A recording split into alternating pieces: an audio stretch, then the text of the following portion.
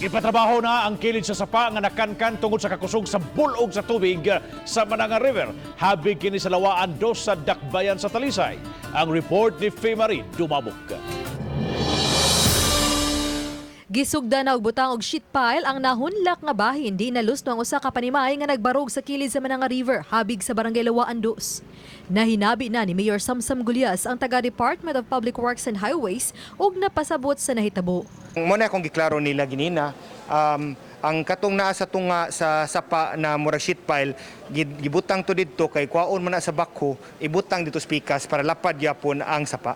There's an ongoing project na maka sheet pile kadiyag 30 close to more than 300 meters of sheet pile para maklaro ang agianan sa sapa.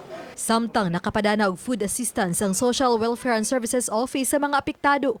Mato de Filipa Solana, hepe sa CSWS, gisugda na usab nila paghikay ang hinabang pinansyal. Maayo man ang panahon na karon, apan iyang rekomendasyon nga dili una mo puyo sa nahunlak nga dapit hangtod nga masiguro nga luwas kining puy-an. Di-coordinate mo ni kahapon and then mo-coordinate po ni sa local housing office kung doon na may possible nga makabalhinan ka nila kay di man safe na po ang lugar. Sige magkuha ng tubig. Apan, adunay ubang mga mulupyo nga nibalik na sa dapit, gawas lang sa pamilya, kansang panimay na lusno. Oba ni June Sulon. Ako si Faye Marie Dumabok. Balitang Bisdak.